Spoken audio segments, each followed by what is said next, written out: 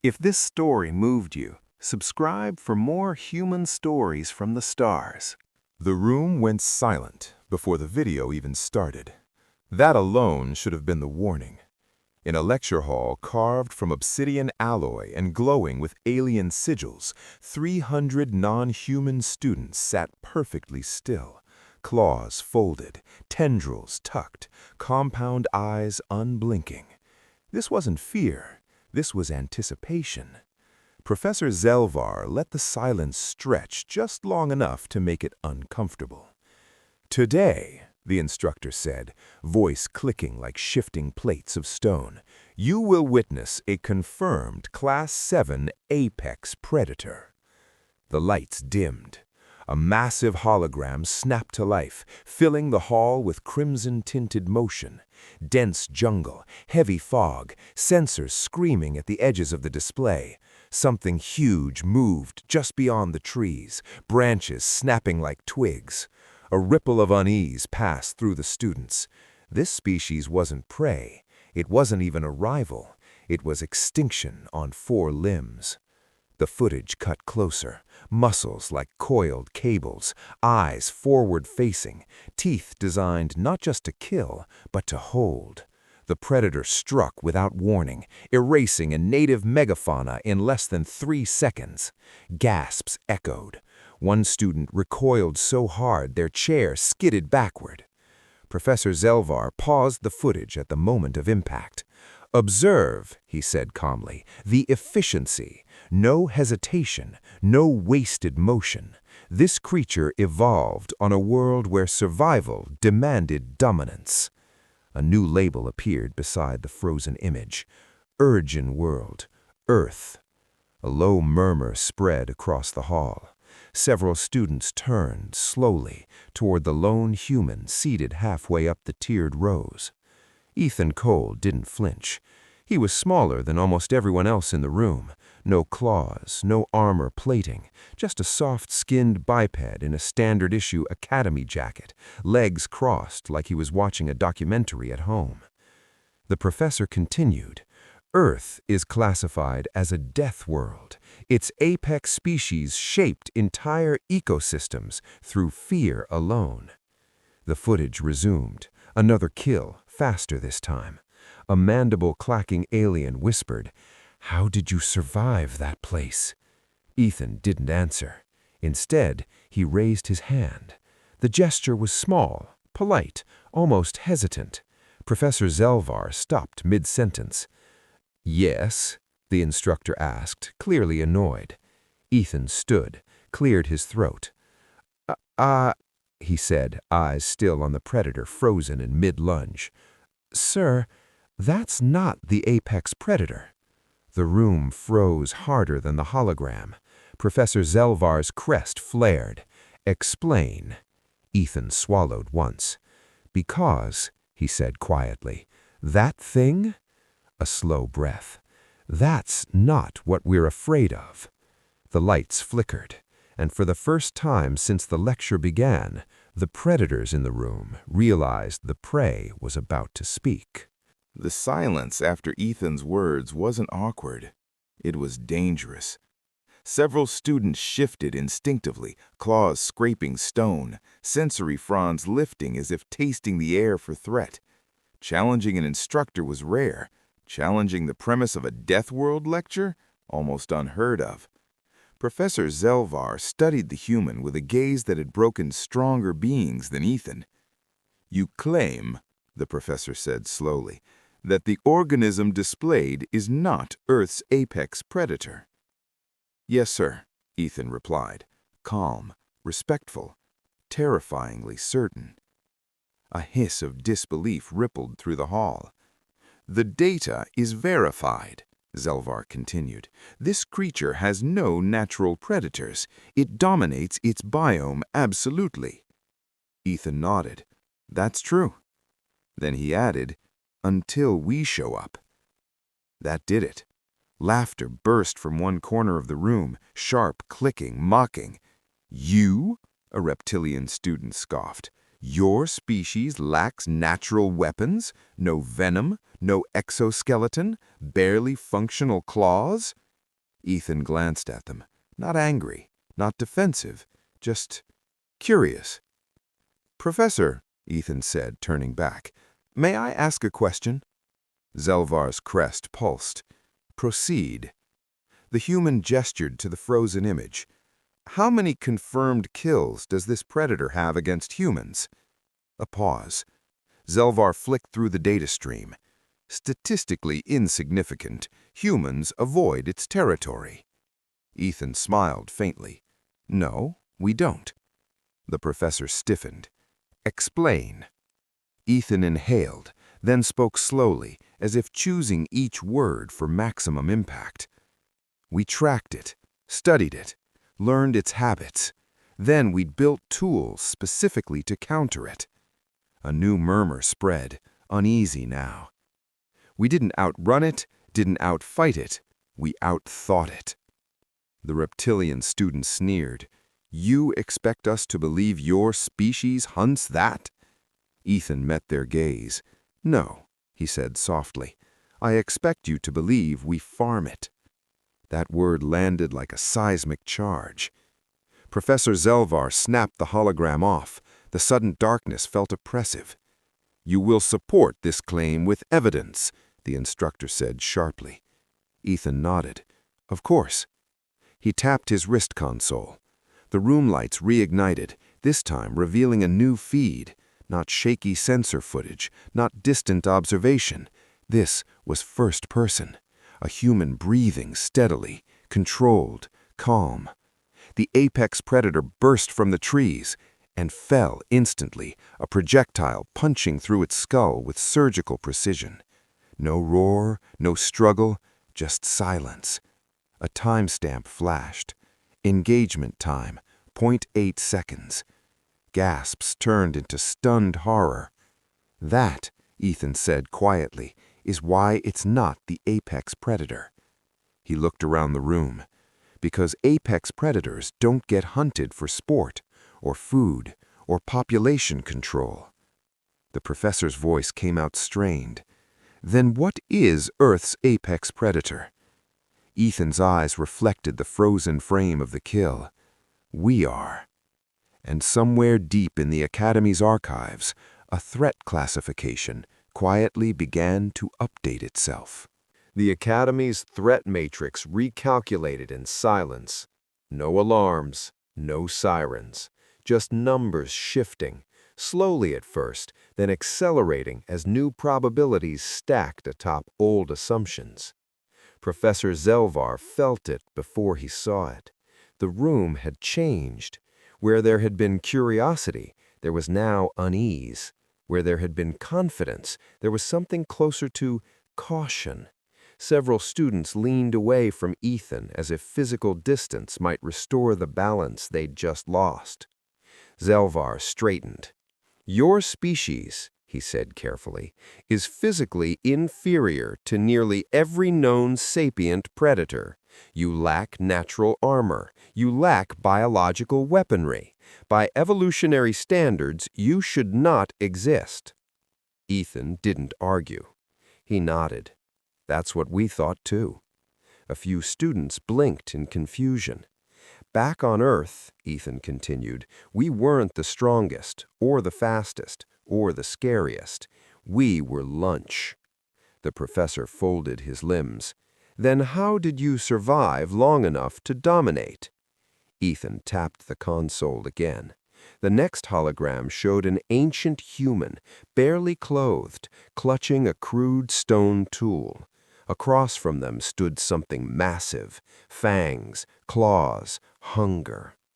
"We noticed something early," Ethan said. "Predators rely on instinct, patterns, predictability." The ancient human stepped forward. The beast hesitated. "And we realized," Ethan went on, "if you can break the pattern." The human hurled the stone, not at the creature, but at the ground beside it. Dust erupted. The predator flinched. The kill came seconds later. A student whispered, "Deception."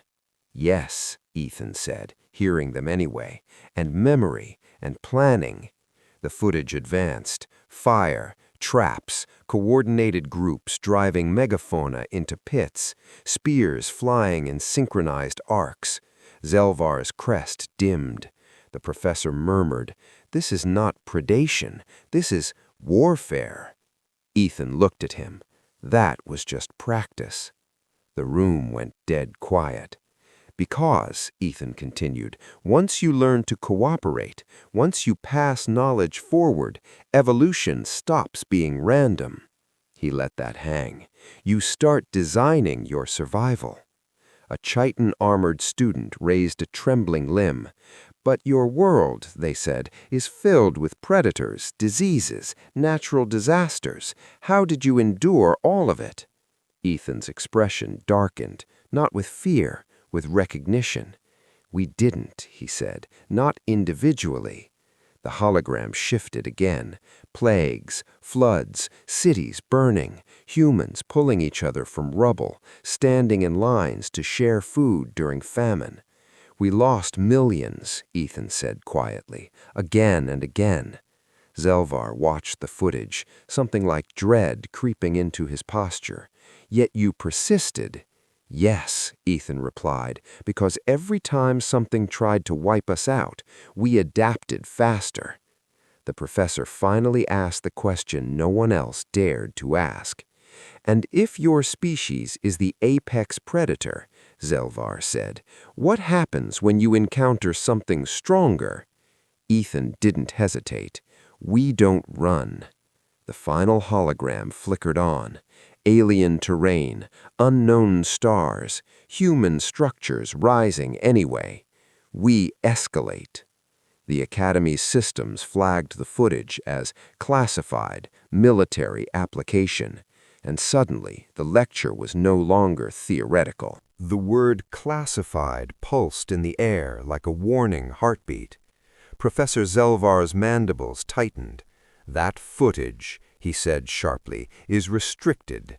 How does a first-year human cadet have access to it?" Ethan exhaled slowly. "Because, sir, it's not military." A ripple of disbelief spread. "It's civilian," Ethan added. "Historical record." Zelvar recoiled a fraction. "Impossible." The hologram shifted again, this time showing human colonists on a world with crimson skies and gravity readings flashing in the lethal range. Atmospheric toxicity alarms blared. Local megafauna prowled at the edges of the frame. "These settlers were warned not to land," Ethan said. "The planet was deemed non-viable, too hostile, too unpredictable." A spined student whispered, "Then why?" "Because it was there," Ethan finished. The footage accelerated. Shelters built in storms that shredded steel, crops engineered in weeks, not decades, humans reinforcing structures after the first quake, not before. Zelvar's voice was quiet now. "You adapt in real time." Ethan nodded. "Failure teaches fast." The professor studied the human carefully. "Your species treats catastrophe as instruction." "That's one way to put it," Ethan replied. The feed paused on a final image, children playing beneath reinforced domes while predators stalked uselessly outside. Apex life, contained.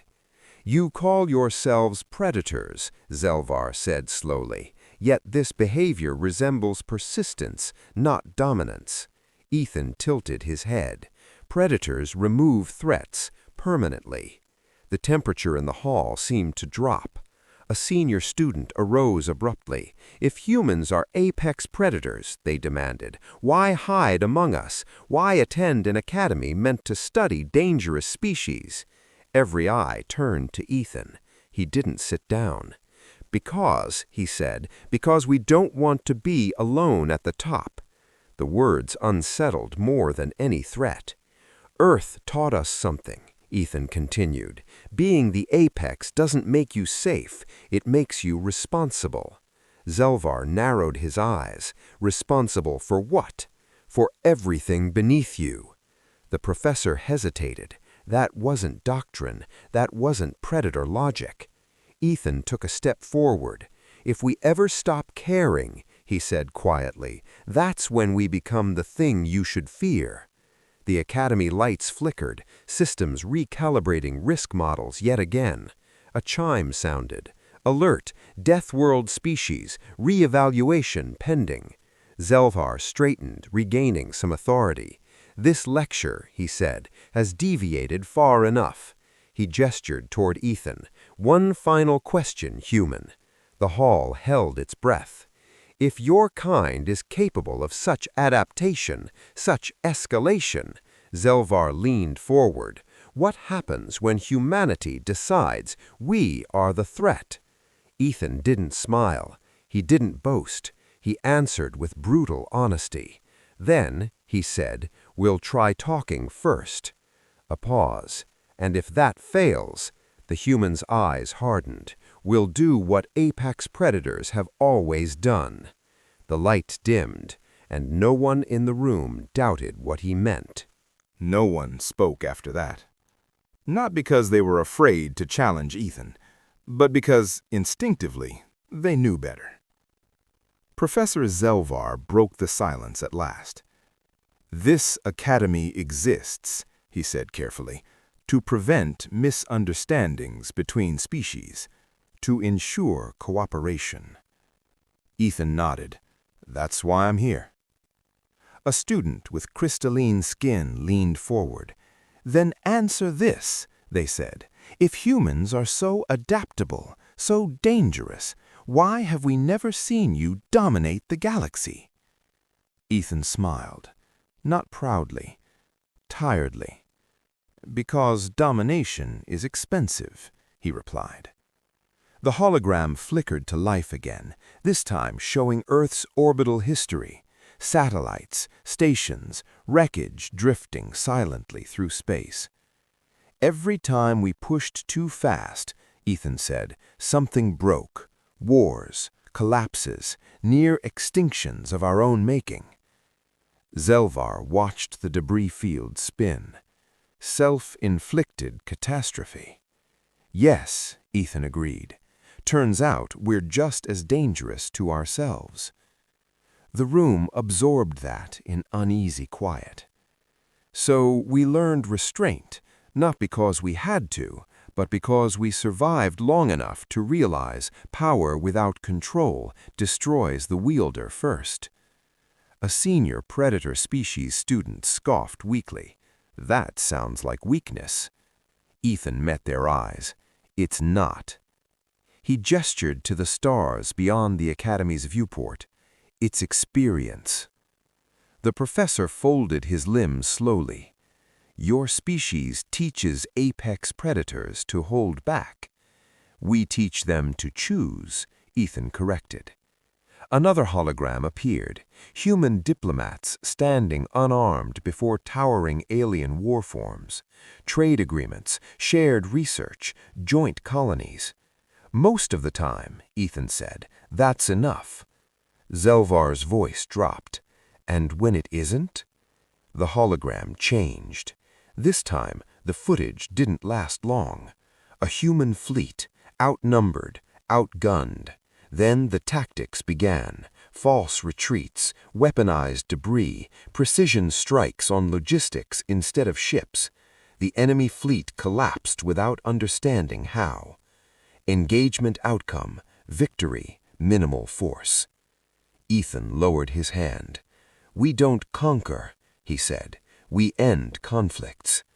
The crystalline student whispered, "You make war look controlled." Ethan's jaw tightened. "It isn't." He looked around the hall, meeting every gaze. "That's why we avoid it." Professor Zelvar straightened fully now, something like grim respect in his posture. "Then this lesson," he said, "has been incomplete." He turned to the class. "You have studied apex predators as forces of nature. You have overlooked the most dangerous variable of all." His gaze returned to Ethan. "Choice." A soft tone chimed again from the Academy's systems. Humanity, status, conditional ally, potential extinction-level threat. Ethan sat down at last, and for the first time since the lecture began, no one looked at him as prey or predator. They looked at him as a decision waiting to be made. The lecture ended early. Not officially, but no one was learning the way they had before. Students filed out in uneasy silence, giving Ethan a wide berth, some out of fear, some out of respect, a few out of something more dangerous, curiosity. Professor Zelvar remained behind. "Human," the instructor said once the hall was empty, "you disrupted a controlled educational environment." Ethan winced. "Sorry, sir." Zelvar studied him for a long moment. "Do not apologize. Answer instead." The doors sealed shut. "Was everything you showed intentional?" Ethan hesitated. That was answer enough. "Yes," he admitted, "mostly." The professor's crest dimmed. "You anticipated this conversation."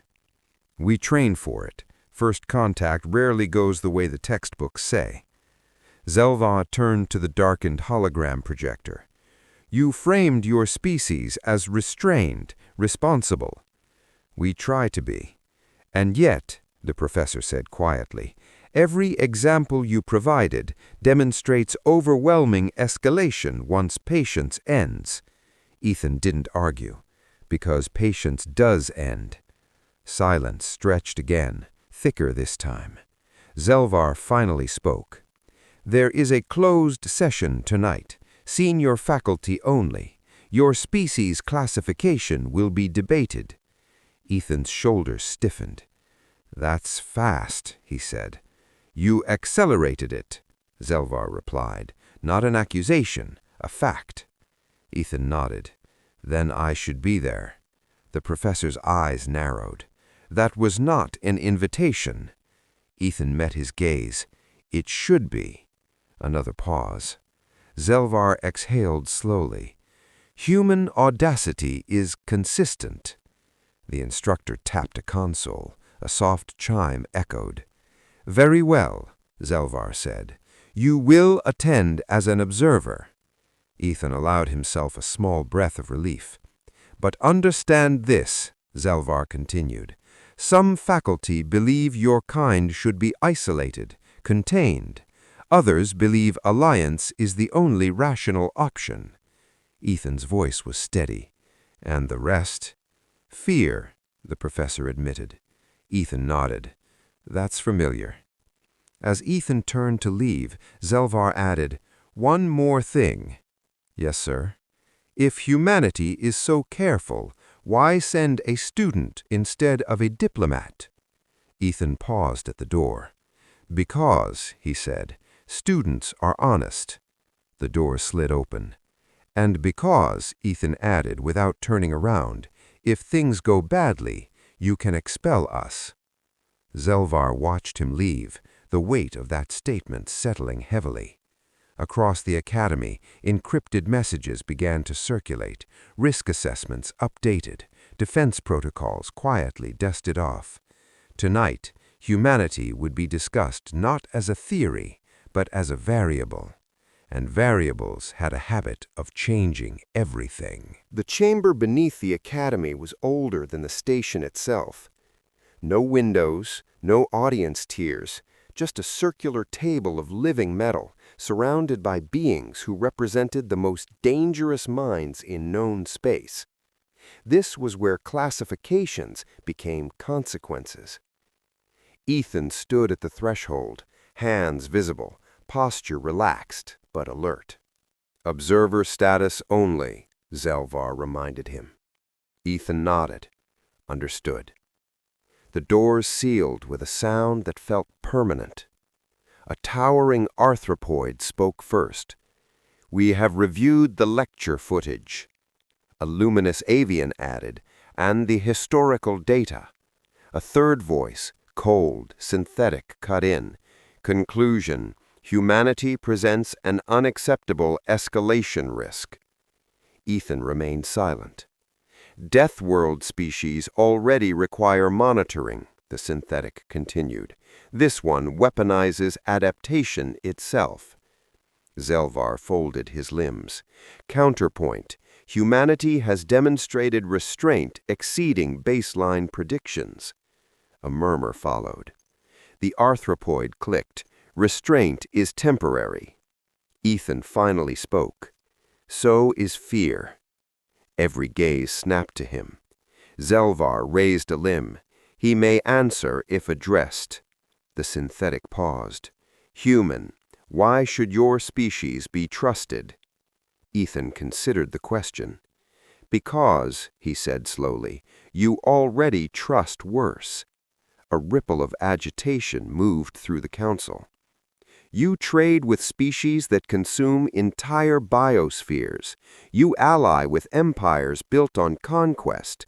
The difference is they don't care. The avian tilted its head. And humans do? We argue about it constantly. We protest, we regulate, we mess up, then we fix it. The arthropoid hissed. That is not reassurance. No, Ethan agreed. It's accountability. Silence fell again. The synthetic voice returned. If humanity's restraint fails, damage would be catastrophic. Ethan nodded. Yes.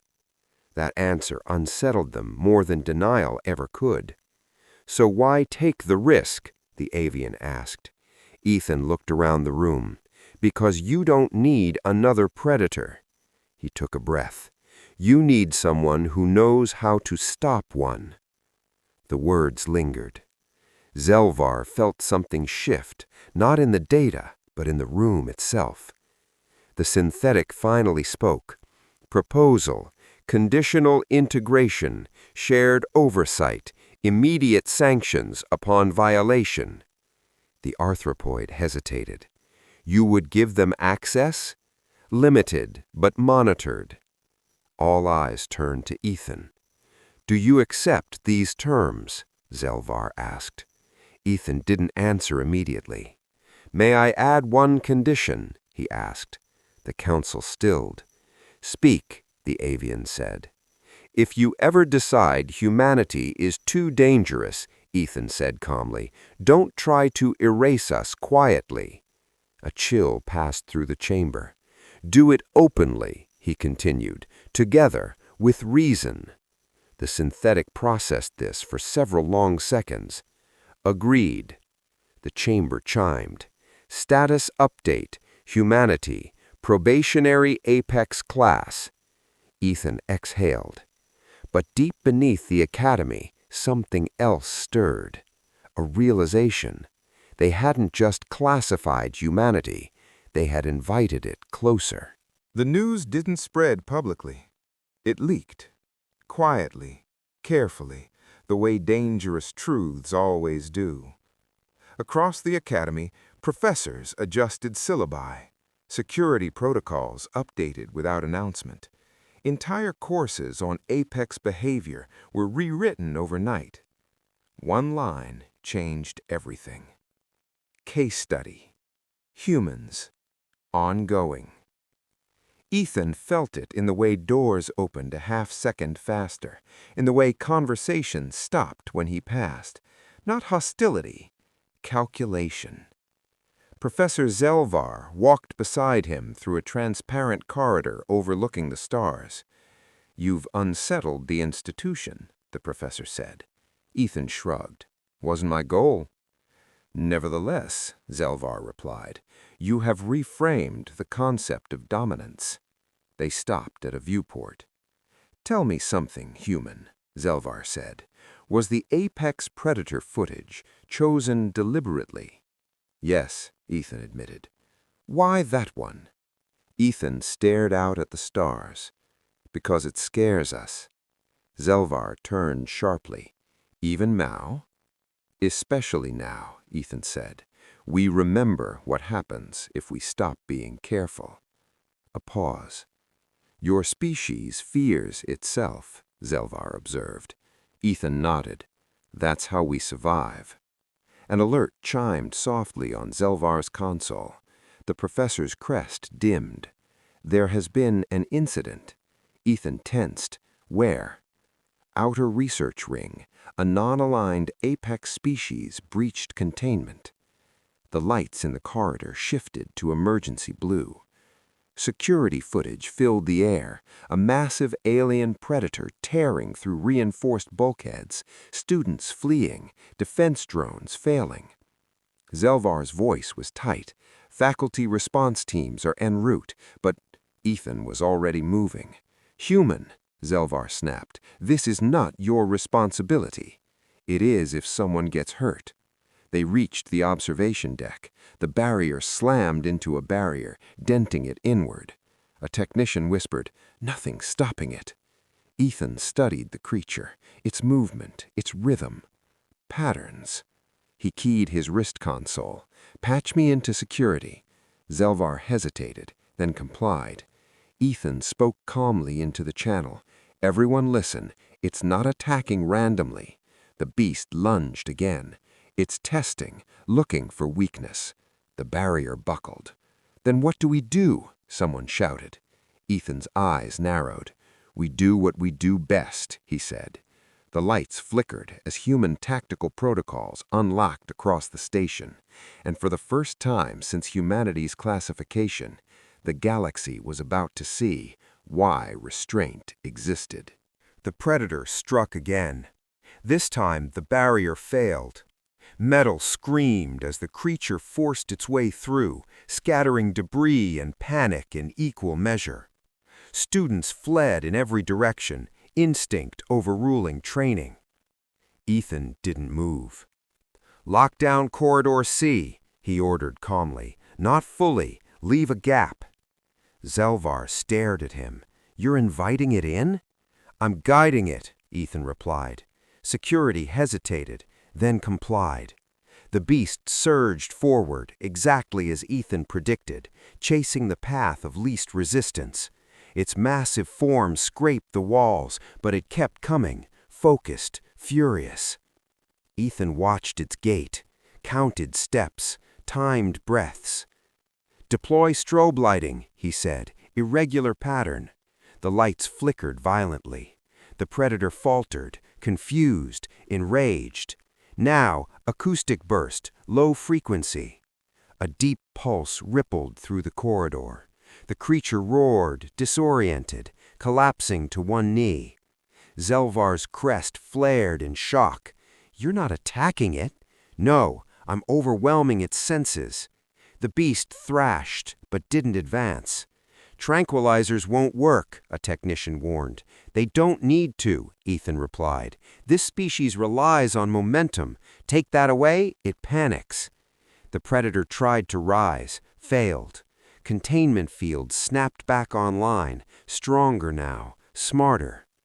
Within seconds, the creature lay immobilized, alive, and helpless. Silence fell over the corridor. Zelvar looked at Ethan, not with fear this time, but awe. "You neutralized it without killing it." Ethan exhaled, because killing wasn't necessary. Across the station, alerts downgraded. Injuries minimal. Fatalities 0. The synthetic council voice chimed in over the system. "Human Ethan Cole. Explain tactical origin." Ethan answered simply. "Disaster response training. Age 12." That landed harder than any weapon. Zelvar closed his eyes briefly. "Today," the professor said, "you could have proven every fear correct." Ethan nodded. "I know." Instead, he looked at the subdued predator. "Apex predators don't need to prove dominance," he said quietly.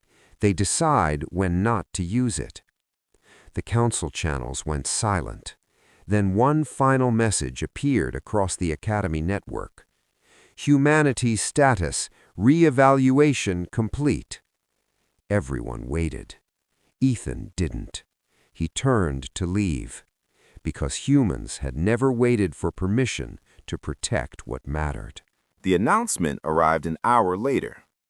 No alarms, no emergency lights, just a single line of text broadcast to every terminal in the academy, and quietly mirrored across interstellar networks. Humanity, designated apex moderator species. The phrase spread faster than fear ever had. Ethan stood once more in the same lecture hall where it had all begun. The seats were filled again, but the posture was different now. No one leaned back, no one whispered. They listened. Professor Zelvar addressed the room. An apex predator dominates by force, the professor said. An apex moderator dominates outcomes. He turned to Ethan. You may conclude the lesson. Ethan swallowed. This part was harder than confrontation. We're not perfect, he began. We mess up. A lot. A few students shifted, unsure what to do with honesty instead of pride. But on Earth, Ethan continued, every time something tried to wipe us out, we learned, we changed, and eventually, we helped each other. He gestured to the stars beyond the viewport. This galaxy is dangerous, full of teeth and claws and things that don't care if you survive. His voice hardened, not with threat, but resolve. We do. Silence followed, not fearful, respectful. If humanity ever becomes what you fear, then you should stop us, Zelvar inclined his head. But until then, Ethan finished, we'll stand between extinction and everyone else. The hologram behind him reactivated one last time. Not a predator, not a battle, a human hand extended. Slowly, deliberately, across the room, a clawed limb reached back. The Academy systems logged the moment. First interspecies apex accord, recorded. Ethan sat down. Class dismissed. But the lesson would echo far beyond the Academy walls, because the galaxy had finally learned the truth. The most dangerous thing humanity ever evolved was the choice to protect.